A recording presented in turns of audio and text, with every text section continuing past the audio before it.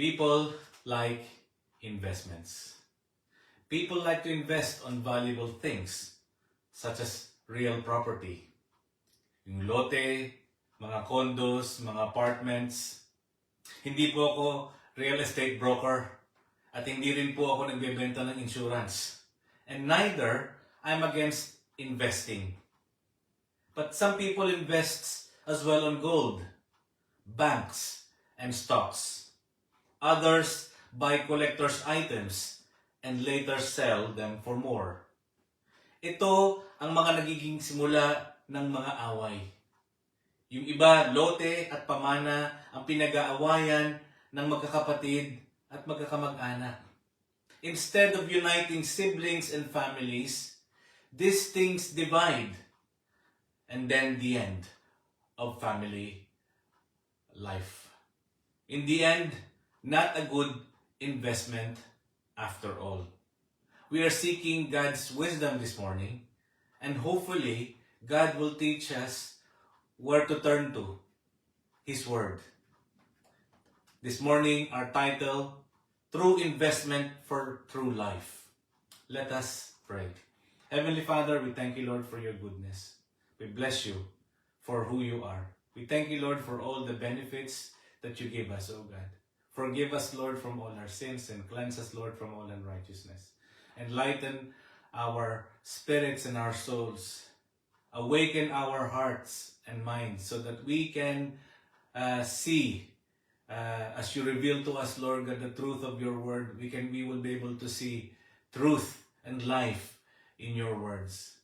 Salamat po, Panginoon, sa pagkakataon na pwede kami makarinig ng inyong salita. Dalangin ko, Banal na Espiritu, ang inyong presensya, Panginoon, ang makamtan namin sa umagang ito. Panginoong Hesus, nawa ang liwanag ninyo, Panginoon, ang magsinag sa aming mga isip at puso. At dalangin ko kami, Panginoon, ay mapalaya sa umagang ito.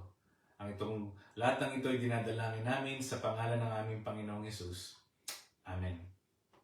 Matthew 6:19-24.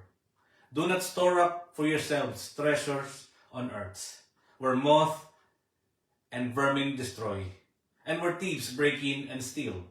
But store up for yourselves treasures in heaven, where moths and vermin do not destroy, and where thieves do not break in and steal. For where your treasure is, there your heart will be also. The eye is the lamp of your body. If your eyes are healthy, your whole body will be full of lights. But if your eyes are unhealthy, your whole body will be full of darkness. If then the light within you is darkness, how great is that darkness? No one can serve two masters. Either you will hate the one and love the other, or you will be devoted to one and despise the other. You cannot serve both God and money. Sa Tagalog, huwag kayong mag-ipon ng kayamanan para sa inyong sarili rito sa mundo. Dahil dito ay may mga insekto at kalawang na sisira sa inyong kayamanan. At may mga magnanakaw na kukuha nito. Sa halip mag-ipon kayo ng kayamanan sa langit, kung saan walang insekto at kalawang na naninira at walang makakapasok na magnanakaw. Sapagkat kung nasaan ang iyong kayamanan, naroon din ang iyong puso. Ang mata ang nagsisilbing ilaw ng katawan. Kung malinaw ang iyong mata, maliliwanagan ang buong mong katawan. Ngunit kung malabo ang iyong mata, madidiliman ang buong mong katawan. Kaya kung nagsisilbing ilaw mo ay walang ibinibigay na liwanag, napakadilim ng kalagayan mo. Walang taong makapaglilingkod ng sabay sa dalawang amo, sapagkat kapopuotan niya ang isa at iibigin ang ikalawa. Kaya magiging tapat sa isa at hahamakin ang ikalawa. Ganon din naman, hindi kayo makapaglilingkod ng sabay sa Diyos at kayamanan. Jesus was teaching His disciples His longest sermon by the Mount, a hill on the Chorazin Plateau, overlooking the Sea of Galilee near Capernaum. Napakaganda ng tanawin. Jesus was teaching by the seaside and He was showing his disciples and the crowd, the vastness of God's creation, na hindi magkukulang ang Diyos. Pinakita dito gaano kalawak ang nararating ng iyong mata, yun ang, at higit pa doon, ang nilalang ng Diyos. Jesus was teaching these disciples the keys of the kingdom of heaven. Kung paano makakapasok sa kaharian ng Diyos. And Jesus knew that man cannot have any unnecessary baggage for him to be able to go to the kingdom of heaven. Kailangan walang unnecessary baggage that would distract him from the purposes of God in his life. Alam ng Panginoon na maraming distraction ng tao sa buhay niya, at dito sa mga tinuro niya at binasa natin, makikita natin ang tatlong bagay na pwede nating matutunan. Una, ang ating puso, our heart. Second, our eyes. And third, our love and service. Let's check out our heart. Our heart is the very center of our being. The center and also the center of these verses that we have read. The motivation of our heart is a key factor. Sabi natin kanina, Jesus was teaching about the keys of the heavens, the key of the heavens, kingdom of heaven. Our heart is a factor. Why? Because our heart can be full of treasure of wicked thoughts and desires. Ang mga puso natin maaring puno ng kadiliman at kasamaan at mga masasamang pagnanasa. Everything comes from our heart. Even evil. Including evil. Napapaloob sa ating mga puso ang ating mga pagnanasa, napapaloob sa ating mga puso ang ating mga minimithi. At dahil sa ating mga minimithi, minsan ito ay hindi maganda sa kapwa, minsan hindi ito nakakabuti sa ating mga sarili. Kaya kailangan nating isipin, limi-limiin at pag-unawain kung ano ang ating mga ginugusto. Dahil sa puso natin nanggagaling ang lahat ng mga ito. Mark chapter 7, 21-23, from within, out of a person's heart, come evil thoughts, sexual immorality, theft, murder, adultery, greed, wickedness, deceit, lustful desires, envy, slander, pride, and foolishness. All these vile things come from within. They are what defile you. Yun daw ang nagpaparami sa ating mga puso. Itong mga bagay na ito na masasama, na pumupuno sa ating puso at isip, ito ang nagpapasama. At ito ang lumalabas sa ating mga thoughts, sa ating mga desires, sa ating mga actions, sa ating mga words. And therefore, we have to sort of realize what are these things that making us evil. Also, our hearts can be full of good things. Meron nasasabi, mabuti o busilak ang puso ng taong ito. Ginintuan ang kanyang puso. Bakit? Kasi yung mga bagay na kanyang ginagawa o ginawa ay nanggaling sa kanyang puso. Hindi ito basta ginawa lang niya. Ito ay nanggaling sa kaloob-looban ng kanyang puso. Ito rin ang sinasabi ng Luke chapter 6 verse 45. A good man brings good things out of the good stored up in his heart. And an evil man brings evil things out of the evil stored in his heart. For the mouth speaks what the heart is full of. Lumalabas daw sa ating bibig kung anong laman ng ating puso. Kung ito'y laman ay masama, lalabas sa ating bibig at sa ating mga pagkilos ay masama. Kung ang laman ng ating puso na binago ng Panginoon Diyos ay mabuti ang lumalabas, ganun din ang lalabas sa ating bibig, sa ating mga aksyon. Our hearts are storehouses. Dito naiipon ang mga bagay na kinakanlong natin sa ating mga puso. Sabi ko nga kanina, ito'y naiipon. Ito'y ipunan ng either good or evil. The question is, what is our heart full of? Ano ang laman ng ating mga puso? Dahil ang ating puso ay nasa loob, this is our inner being, our mind, our will and emotions. This is the source of our thoughts, our words, and our deeds. What are we storing in our hearts? Is it greed? O pagiging makasarili o pagiging madamot? Is it envy? O pagiging mainggitin? Is it pride? Or yung pagiging mayabang? Or anger? O mainisin at magagalitin? Therefore, what we need to do is ask God to search our hearts. Pailalim tayo sa ating Panginoong Hesus. Ganito ang sinabi ni David sa ating Diyos nung siya'y nananalangin. In Psalms 139:23-24, search me, God, know my heart, test me and know my anxious thoughts. See if there's any offensive way in me, and lead me in the way everlasting. Siyasatin mo po, O ko Diyos. Tingnan mo kung merong masasama sa aking puso, at ako'y humihingi ng tawad, at ako'y dalhin mo sa buhay na walang hanggan. Ito ang kanyang panalangin. Hindi lamang na siya ay maging mabuti, kundi siya ay masiyasat sa kaloob-looban ng kanyang pagkatao. Na sa ganun siya ay mabago, hindi sa panglabas, kundi sa loob. Na sa ganun ang kanyang buhay ay magkaroon ng buhay na walang hanggan. Nagagawa ng kabutihan na manggagaling sa loob. Also, not just for search, asking God to search us, but also we have to repent. Kailangan natin pagsisihan kung ano yung naipakita sa atin ng Panginoon, kung naipakita sa atin ng Diyos na tayo mainggitin, ito hihingi natin ng kapatawaran. Kung tayo nakagawa ng masama sa kapwa, ito hihingi natin ng tawad. Matthew chapter 3 verse 2 says, repent of your sins and turn to God, for the kingdom of heaven is near. Kailangan nating pagsisihan ng ating mga kasalanan, pagharian tayo ng ating Panginoong Hesus bilang Diyos at Panginoon na tagapagligtas natin, na sa ganun tayo ay makapag-umpisa ng mabuti sa ating mga buhay. Hindi tayo magiging mabuti on our own. Hindi tayo magiging mabuti on our own strength and on our own will. God is the only one who can change us. Kaya nga, sabi ko kanina, lumapit tayo sa Diyos, ipasulit natin, ipahanap natin sa Diyos ang mga kasamaan sa ating buhay. Pagsisihan natin ito na sa ganun magkaroon tayo ng tunay na pagbabago. At doon lang natin makakamtan ang busilak na puso. Our hearts need to be surrendered to Jesus.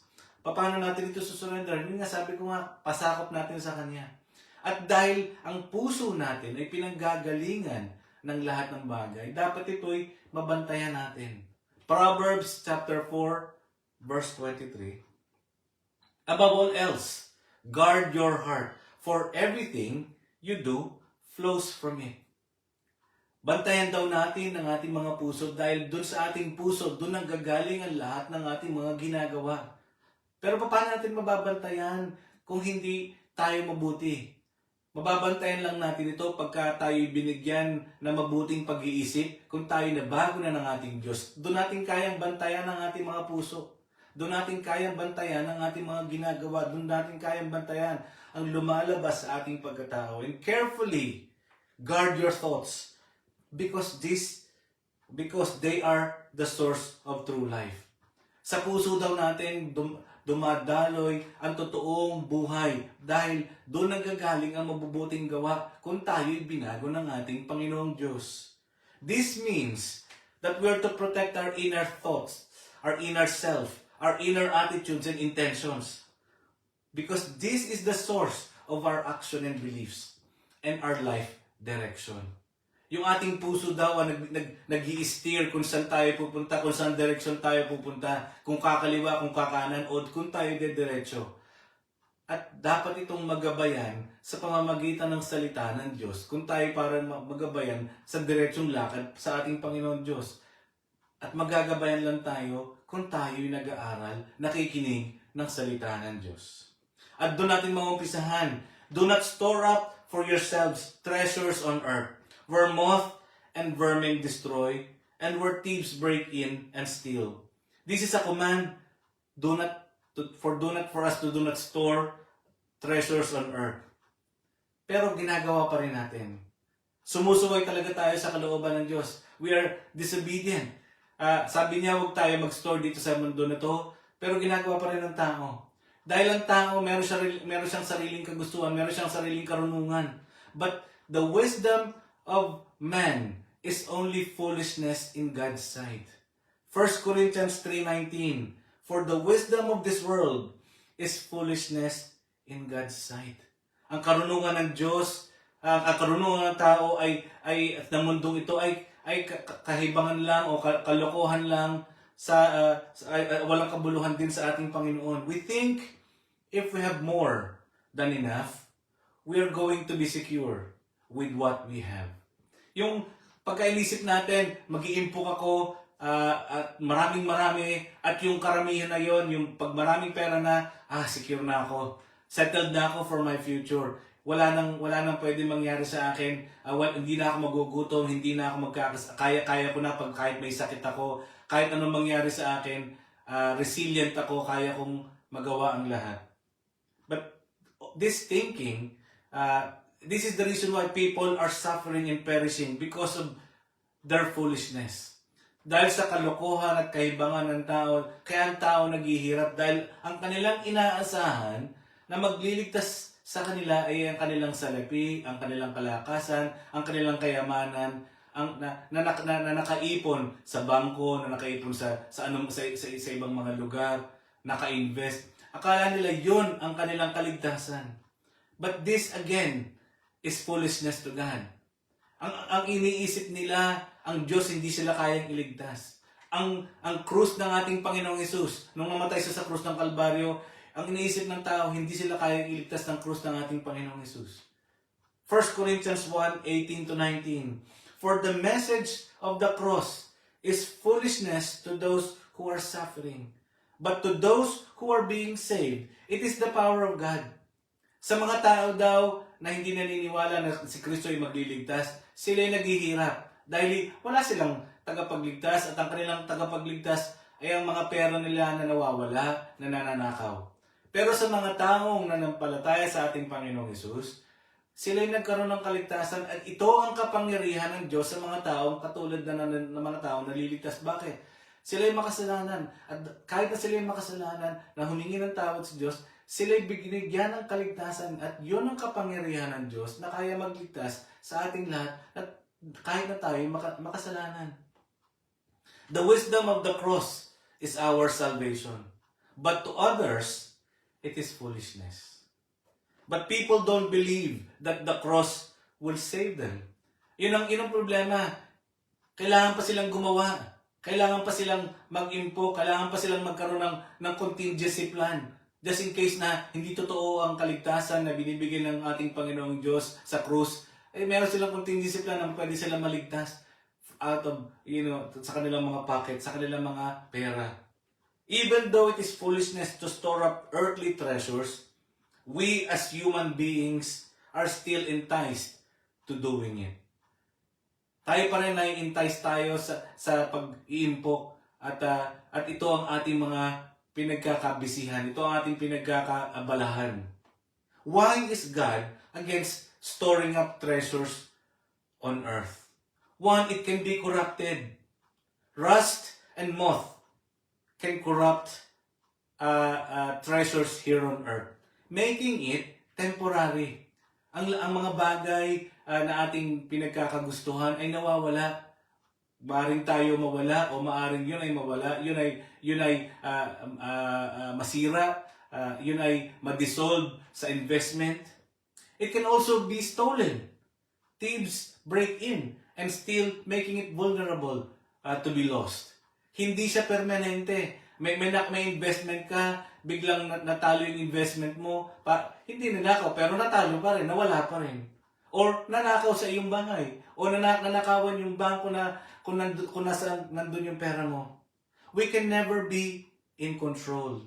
All of these are tangible things that we can lose. Remember, when the global market collapsed in 2008, financial crisis, the crash was so unprecedented that it affected everyone globally. Lahat naapektuhan. The housing market, employment, the household incomes and retirement savings, and a lot of different investments were affected. Houses were repossessed and investments tumbled down dramatically. Nawala ng tao ng kayamanan ng isang iglap.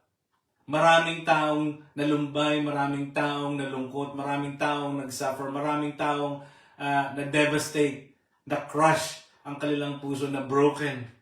God doesn't want us hurting when we rely on these things that aren't permanent. Hindi niya gusto na doon tayo nagre-rely sa mga bagay na hindi makakapag-satisfy at walang kabuluhan sa kalangitan. When the storing up becomes a sin, kailan ito nagiging kasalanan sa Diyos? Una, it becomes a sin because it becomes an idol. It becomes idolatry. When material things becomes an idol, it replaces God in one's heart. When material things are being worshipped, yung mga bagay na ating tinatangi, inilalagay natin sa pedestal above anyone else, including God. Yung na inilalagay natin sa taas at yun ang ating pinagsisilbihan, yun ang ating dinodiyos. Ecclesiastes 5:10, whoever loves money never has enough. Whoever loves wealth is never satisfied with their income. This too is meaningless. Si Solomon na napakatalinong tao, napakayaman, napakatanyag na tao, ito na kanyang nasiyasat na alaman. Ang tao daw hindi masaya pag kahit may pera na. Ang tao hindi masaya kapag ang kanyang income ay hindi tumataas taon-taon o every year. This too is meaningless. Bakit? We're chasing for something that is not permanent. Second thing, in spite of in a sense, if we have idolatry, therefore we lack trust and faith in God. Pagka tayo nawala na ng pananampalataya at tiwala sa Diyos, ang tiwala natin ay nandun sa mga material na bagay. These material possessions and wealth replace God as our source of security and hope. Ito na ang pumapalit sa Diyos. Ito na ang ating sinasamba. Ito na ngayon ang ating dinadakila. Ito na ang ating kapangyarihan. At ito na ang ginagamit natin sa pagmamayabang at paglo-lord over dun sa mga weak people. Ito na ang ating ginagamit na kapangyarihan at influence laban sa mga mahihirap. Proverbs 3:5-6. Trust in the Lord with all your heart and lean not with your own understanding. In all your ways acknowledge Him and He will always direct your path. At kung tayo sa Kanya magtitiwala at hindi sa mga ari-arian na to, Siya mismo ang magbibigay sa atin ng totoong gabay kung saan tayo pupunta, kung saan anong ating gagawin, at paano tayo makakagawa ng kabutihan sa kapwa. At dahil dito sa pagkakaroon ng lack of trust and lack of faith, it brings fear and worry. We get lost in fear and worry. Dahil nakikita natin na everything is going wrong in this world. Nakikita natin na ang mundo na to nalulunod na sa lahat ng mga material na bagay. Gusto natin tayo meron din. Gusto natin na hindi tayo mahuli. Natatakot tayo na baka tayo mawala, na baka hindi enough yung meron tayo. But God is always reminding us and telling us, do not worry. Why? Matthew chapter 6 verse 30. And if God cares wonderfully for wildflowers that are here today and thrown into the fire tomorrow, He will certainly care for you. Why do you have so little faith? Bakit daw tayo nawawala ng pananampalataya o bakit daw maliit ang ating pananampalataya sa Diyos na naglalang ng napakalaking mundo na to? The vastness of His creation. Bakit hindi natin kayang pagtiwalaan ng Diyos at bakit natin kailangan pagtiwalaan ng pera na meron tayo na hindi naman permanente? Third, greed or refusal to share. Yung pagiging lack of generosity natin sa ating puso. This is one's tendency when one has experienced in the past, no one has helped them. Nagiging silang greedy nung sila yung nagkaroon. Walang tumulong sa akin noon. Nakayanan ko to on my own and therefore I will keep it to myself. Hindi rin ako tutulong sa iba kasi pinagkaitan din ako in the past. This is selfishness which leads to being not generous to people. Kaya nga binibigyan tayo ng warning ng Diyos na huwag tayong maging greedy. Luke chapter 12 verse 15. Then He said, beware, guard against every kind of greed. Life is not measured by how much you own. This is God's command. Huwag tayong maging sakim. Huwag tayong maging madamot sa kapwa. Ito yung kanyang command sa atin. But store up for yourselves treasures in heaven, where moth and vermin do not destroy, and where thieves do not break in and steal. This is not a place that Jesus is describing. This is not just a place where Jesus is telling us to invest, but this is within. Ito yung puso natin na paghaharian ng Diyos sa kalooban. Naghahari ang Diyos sa ating puso. Yun ang ating salvation. Nandoon ang paghahari ng Diyos. So the kingdom of heaven is in our heart. And if in our heart is surrendered to God, then we can experience heaven in our heart. And we can invest heaven in our heart if we do good things here in our heart. And therefore, this will be eternal. Kaya nga dapat alamin natin. Second part of this is, what is our true priorities? Ano nga dapat ang ating maging priority? What should be our true priorities? Those that will be secured and eternal. Things that would be everlasting. Yung magtatagal. Hindi lang dito sa mundo, kundi sa susunod na buhay. Our heart's motivation should be on what is truly valuable. Ano ba yung mga truly valuable? This is doing good to others. When we do good, God is glorified. When we do nice things to people, when we share to people, when we help people in their sadness, when we bring the word of God to them, when we bring them to God, that is doing good to people. Matthew chapter 5 verse 16. In the same way, let your light shine before others, that they may see your good deeds and glorify your Father in heaven. Ikaw daw ay ilaw, dapat daw ikaw ay magliwanag. Kung ikaw ay nakakilala sa Diyos, dapat ikaw ay magliwanag. Ipakita mo ang mabubuti mong gawa, na sa ganon hindi ikaw ang madakila, at ang madadakila ay ang Diyos dahil sa ginagawa mong kabutihan. Even to those you hate. Even to those your enemies. Do good to others. Second, love your enemies. Yung pag-ibig alam ko mahirap, napakahirap noon, ano? Hindi madaling gawin na kung sino yung bumastos sa iyo, kung sino yung nanlait sa iyo, kung sino yung gumawa ng masama sa iyo, iibigin mo, patatawarin mo. But this is God's command. But to you who are listening, I say, love your enemies, do good to those who hate you, and bless those who curse you. Pray for those who mistreat you. Why? You're not doing it for them. You're doing it for God. Sabi ng Panginoon, what you do to the least of my brothers and sisters, you do it to me. So if we hate people, we do it to God. If we do bad to people, we do it to God. But if we do good to others, we do it to God. And we should show mercy as well. Not just loving our enemies, but showing mercy. Kung tayo nakatanggap ng mercy sa ibang tao, and much more, mercy from God, we should show mercy because we are not deserving of God's mercy. And yet God has given mercy to us. Luke chapter 6 verse 36, be merciful, just as your Father is merciful. Di ba we are imitating Jesus? He is merciful. Nagpatawad siya nilinis niya yung isang leper, pinatawad niya yung babaeng nangalun niya, pinagaling niya yung babaeng dinudugo, binigyan niya ng paningin yung taong bulag. This is how God is merciful. We don't deserve. And in fact, if we have been forgiven, and we have shown mercy, therefore we should show mercy.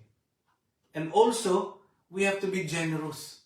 Hindi po ito kumpletong mga bagay na mabubuting gawa. This is just an example of the things that we could do. We have to be generous. Proverbs 19 verse 17. When you give to the poor, it is like lending to the Lord, and the Lord will pay you back. Yung pag tumulong ka sa kapwa, na iniisip mo, kailangan niya yung tulong mo, tumulong ka, nakatulong yun sa kanyang pangangailangan o pangangailangan ng kanyang kamag-anak. Kapag nakatulong ka, ang Diyos ang nakatingin sa iyo noon, ang Diyos ang magbabalik sa iyo noon, ang Diyos ang nakatingin sa iyo. Magpapasalamat ka ngayon sa Diyos Natulungan ako ng tao na to, salamat, dinala mo siya sa buhay ko. At ang Diyos nakatunghay sa iyo na tumulong. Ibabalik niya yun, wala siyang utang sa atin, tayo may utang sa Kanya. The acts of love that we do is eternal. It will continue on the next life. Bakit ko nasabi? Matthew chapter 25, 34 to 40. The king will say to those on the right, "Come, you who are blessed by my Father. Take your inheritance, the kingdom prepared for you since the creation of the world. For when I was hungry, you gave me something to eat. I was thirsty, you gave me something to drink. I was a stranger, and you invited me in. I needed clothes, and you clothed me. I was sick, and you looked after me. I was in prison, and you came visit to me." Then the righteous will answer him, "Lord, when did we see you hungry and feed you? Or thirsty, or give you something to drink? When did we see you stranger and invite you in, or needing clothes and clothe you? When did we see you sick or in prison and go visit you?" The king replied, "Truly, I tell you, whatever you did for one of the least of these brothers and sisters of mine, you did it for me." Yung ginagawa natin sa kapwa natin, ginagawa natin sa Diyos yun. Kaya kung nililibak natin ang kapwa natin, ang Diyos ang nililibak natin. Kaya kung ang tao ay tinitake advantage natin ng Diyos.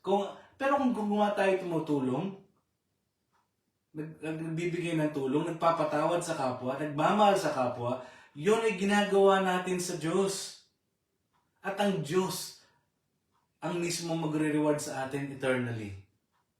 At sinasabi dito, pangalawa sinasabi ni kanina, puso. Ngayon naman mata. The eye is the lamp of our body. If your eyes are healthy, your whole body will be full of light. But if your eyes are unhealthy, your whole body will be full of darkness. Then the light within you is darkness. How great is that darkness? Yung ating daw mata, yung nakikita ng ating mata, yun ang nagbibigay sa atin ng pagpupursige kung anong ating susundan. What do you see that is valuable? Ano ang ating nakikita? Pero yung ating mata, nasusway yun ng ating puso. Yung puso natin ang nagdadirect sa ating mata kung anong titingnan nating mabuti. The eyes it is a metaphor. The eyes as the body's lamp means that eye brings light to the body, meaning it gives clarity where you're going. It gives clarity where you will put value on things that you do or value or on the things that you see. Yung mata natin na nagbibigay ng value kung anong valuable sa atin. It guides us and influences our actions and attitudes. Meaning, it is again in our inner being. Our eyes brings focus, perspective to our entire being. So what type of eyes do you have? Ano ang ating mga mata? Is it a healthy eye? When our focus is on what is good and true and eternal? Yung ba ang ating binibigyan ng value? Is our eyes fixed on God and His purposes? A healthy eye implies generosity, purity. One who sees opportunities to do good, to be generous, and bring God's kingdom to others.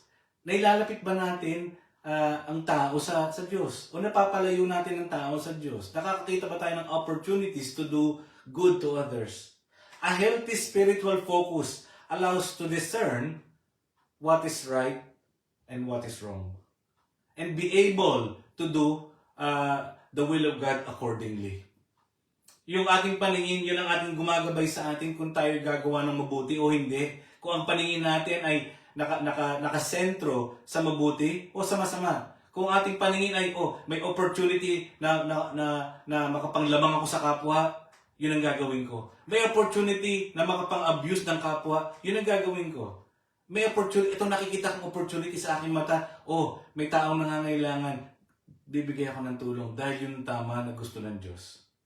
Or, is it an unhealthy eye? It symbolizes spiritual blindness. Yung ang nakikita mo lang, what will benefit you. O nakikita mo lang, yung kung ano yung sapat para sa'yo. O yung magbibigay ng kaligayahan sa buhay mo. Symbolizes, it brings out greed, envy, and moral corruption. Yung unhealthy eye, it corrupts our inner self, our inner being, because it allows darkness to take over in our lives. It corrupts our lives and bodies. This spiritual darkness clouds our judgment. Ang dilim ng ating paningin, and therefore madilim ang ating mga desisyon. Madilim ang ating paningin, therefore madilim ang ating mga direksyon. It distorts priorities. Naging ang priority natin ngayon ay pera, hindi na Diyos. Naging priority natin ay malamang-lamang ng kapwa, hindi na kapwa natin na mahalin. This leads to confusion and sin. Minsan naguguluhan tayo dahil ang ating mata ay marumi, ay madilim ang ating paningin, ang ating mga nagagawa ay mga maling aksyon na. An unhealthy focus easily led to do evil because it is led by selfishness. Ang focus ito ay pagiging makasarili. John 3:19. This is the verdict, sabi ng Panginoon. Light has come into the world, but people love darkness instead of light because their deeds are evil.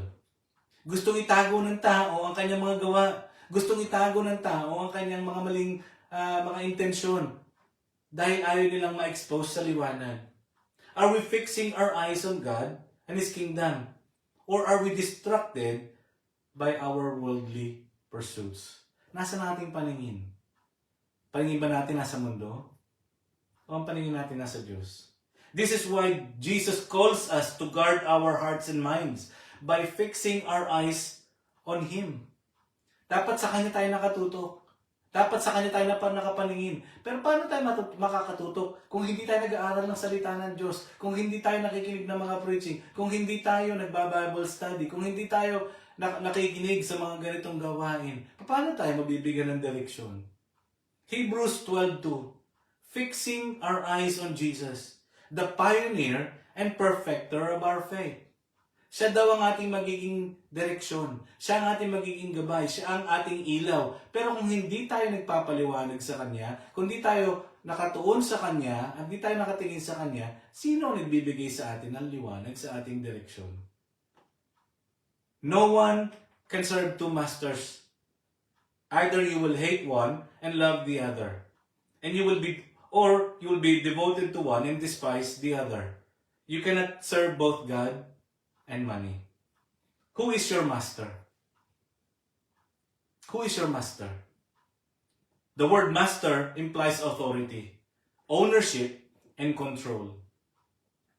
Ito yung nagbibigay ng kapangyarihan. Kung sinong master mo, yun ang nagko-control sa iyo. Yun ang nagmamay-ari sa iyo. Yun ang nagbibigay ng kapangyarihan na nagpagpagalaw sa iyo. Si Peter, when he was fishing out, hindi siya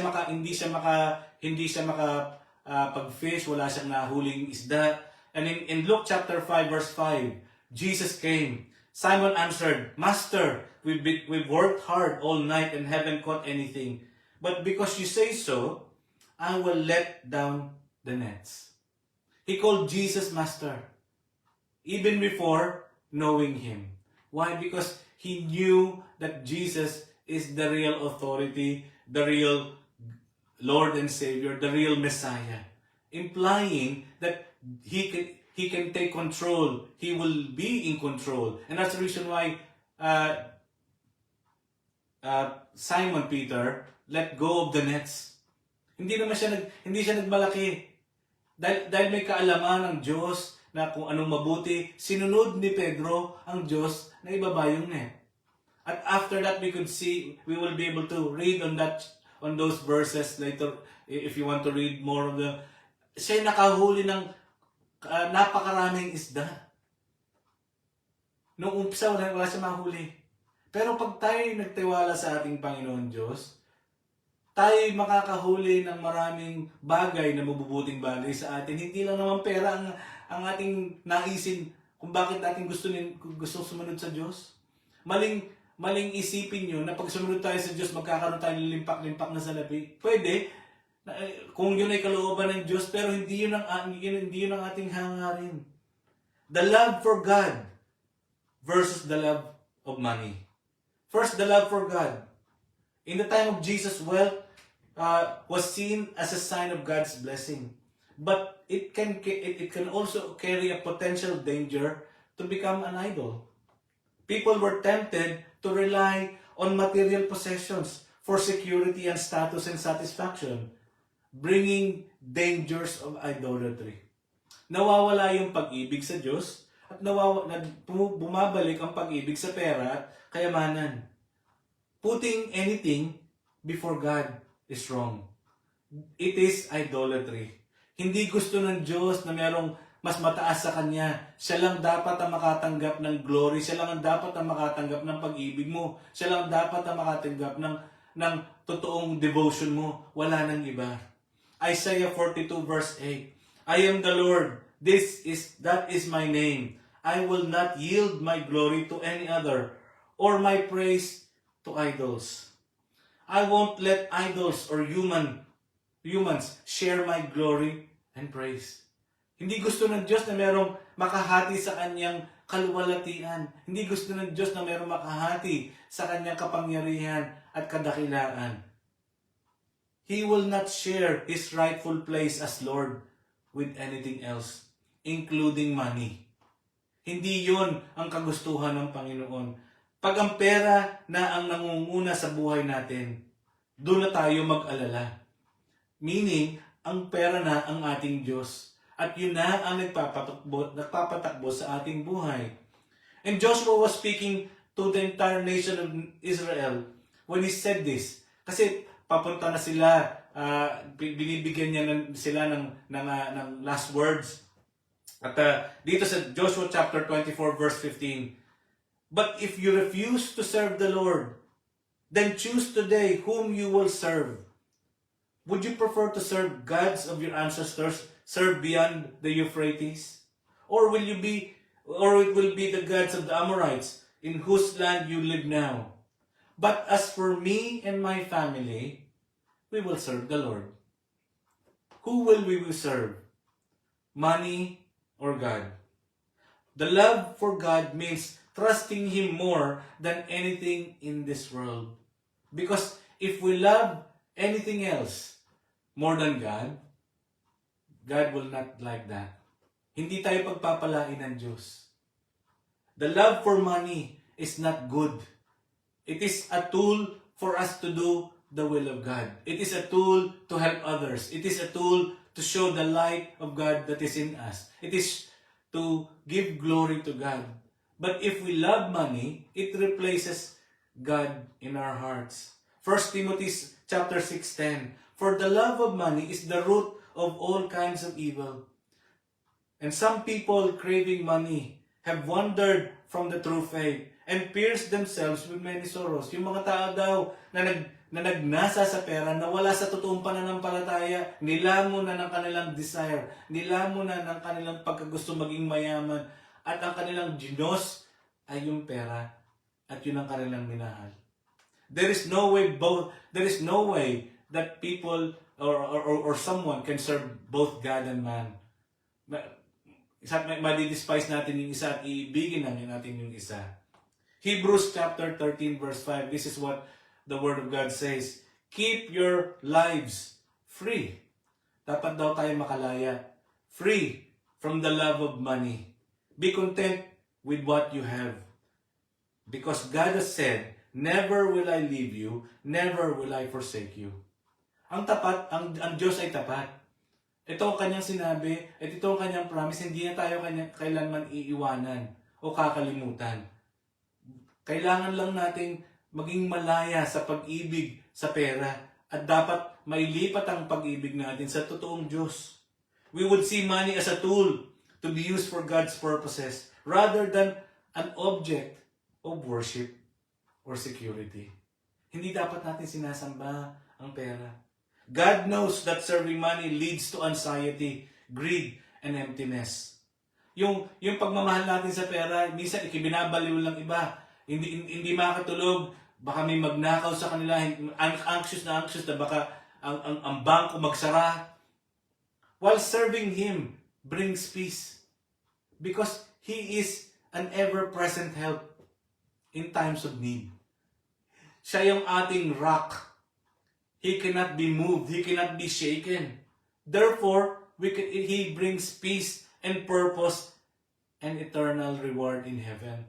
Yung pananampalataya sa Kanya ay magbibigay ng buhay na walang hanggan, matatag na sandigan, hindi na nauubos, hindi na papalitan, hindi nawawala. Siya ang Diyos magpakailanman.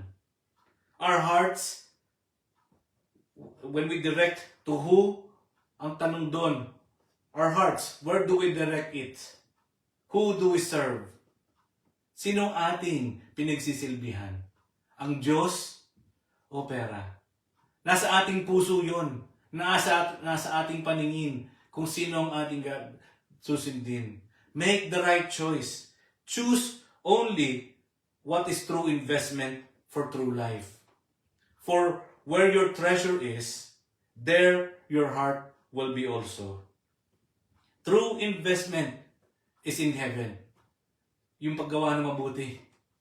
Yung pagsamba sa ating Diyos.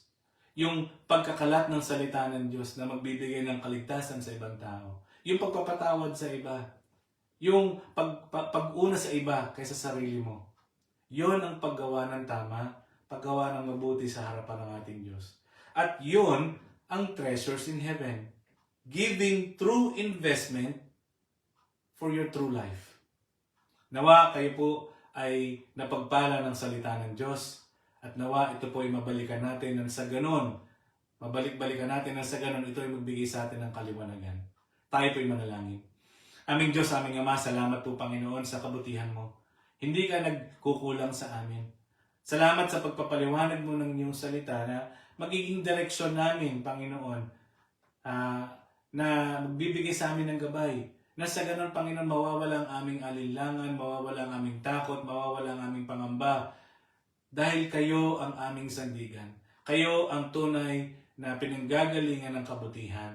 At dapat naming i-invest ang aming time, ang aming puso, ang aming isip, ang aming mga mata, ang aming pag-ibig at pagsisilbi sa inyo lamang, O Diyos. Dahil kayo lang, Panginoon, ang karapat dapat na pagsilbihan.